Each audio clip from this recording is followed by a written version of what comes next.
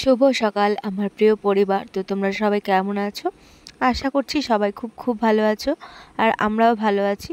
তো সকালবেলা দেখো এখন চা রুটি নিয়ে বসে গেছি। আমরা কিন্তু রুটি খাবো না, শুধু চাটাই খাবো। আমি বর শুধু চাটা খেলাম আর ছেলেকে দিলাম রুটি। তো তারপরে সারাদিন পরে চলে এলাম 7:30টার সময় সন্ধ্যা। তো দেখো রেডি হয়ে গেছি, আর রেডি হয়ে তোমাদের সঙ্গে একটু ভিডিওটা শেয়ার করছি।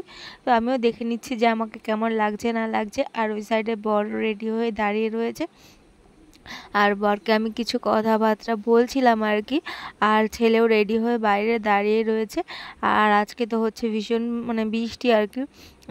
মুষলধারে যদিও বা না, তো ঝিরিঝিরি ভালোই বৃষ্টি হচ্ছে।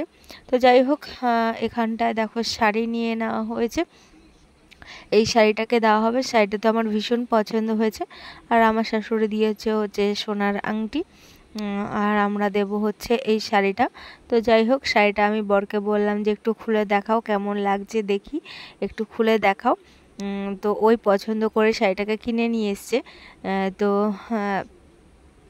এটাই আর কি। তো আমাকে বলছিল তুমি কি এরকম শাড়ি নেবা? আমি বলছি সেটা পরে দেখা যাবে, আগে আমি দেখি শাড়িটা কেমন হয়েছে না হয়েছে, পুরো আঁচলটা ব্লাউজ পিসটা কেমন ভালো লাগে কিনা, তারপরে দেখবো যে নেবো কি নেবো না। তো যাই হোক, সেটাই ও আর কি খুলে খুলে তোমাদেরকে দেখাচ্ছে। তো দেখতে থাকো। আর তারপরে অনেকটা পরিমাণে খুলে নিয়েছে। আমি বলছি খুলছো কেন? তারপরে খুললে পরে আবার ভাঁজ করতে পারবে না, আর ভাঁজও করতে পারছিল না। তারপরে দুজন মিলে ভাঁজ করে নিলাম। তো তারপরে বেরিয়ে গেছিলাম আর কি। তো যাই হোক, ও আর কি দেখাচ্ছে, তোমরা দেখো। আর ক্যামেরাতে যত সুন্দর, সামনাসামনি আরও বেশি সুন্দর লাগছে। তো যাই হোক, ও আগে ভাঁজ করে নিক, তারপরে আমরা বেরিয়ে পড়বো। তো ঠিক আছে, দেখতে থাকো, সাথে থাকো। আশা করি ভিডিওটি খুব ভালো লাগবে। আর প্রত্যেকবারের মতন এবারও বলবো, ভালো লেগে গিয়ে থাকলে লাইক শেয়ার কমেন্ট করতে ভুলে যেও না। তো অনেক ভিডিও জমা রয়েছে এখনও, ভিডিওগুলো এডিট করার জন্য দেওয়া হচ্ছে না, প্রচুর ভিডিও জমা রয়েছে। ঠিক আছে, তো যাই হোক, বর এটাকে আগে ভাঁজ করে নিক, তারপরে আমরা বেরিয়ে পড়বো। তো তোমরা দেখতে থাকো, সাথে থাকো।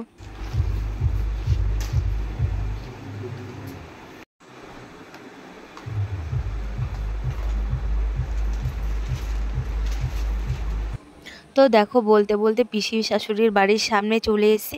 আর এই যে স্কুল মাঠে দিয়ে যাচ্ছে, দেখতে পাচ্ছ কীভাবে শাড়িটাকে নিয়ে যেতে হচ্ছে, কারণ কি কাদা, সে কাদার মধ্যে কিভাবে যাব আর বলো। তো শাড়িটাকে এরকম উঁচু করে নিয়ে এরকমভাবেই যেতে হচ্ছে, আর ছেলে পিছনে ক্যামেরা করে দিচ্ছে। আর যে ভিডিওটার যে আসল যে মিউজিকটা দেবো তারও উপায় নেই, কপিরাইট চলে আসে কি না। তো যাই হোক, আমি পিসি শাশুড়ির বাড়ির দিকে এগোতে থাকি। এই যে হচ্ছে সামনের গেটটা, সাইডে ডিজে করেছিল। যদি বৃষ্টিটা না হতো খুব মজা হতো, কিন্তু কি আর করার। দেখো, এই যে সাদা জামা পরা রয়েছে, এটা হচ্ছে আমার পিসামশাই, পিসি শাশুড়ির বর। তো যাই হোক, আমি এখন যাই নতুন বউয়ের কাছে। কি বলো তো, কার বিয়ে?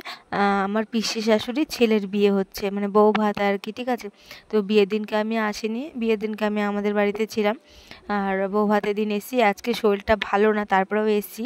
তো যাই হোক, দেখো এখন গিফটটা দিয়ে নিলাম। এরপরে আমি এক জায়গায় গিয়ে বসবো।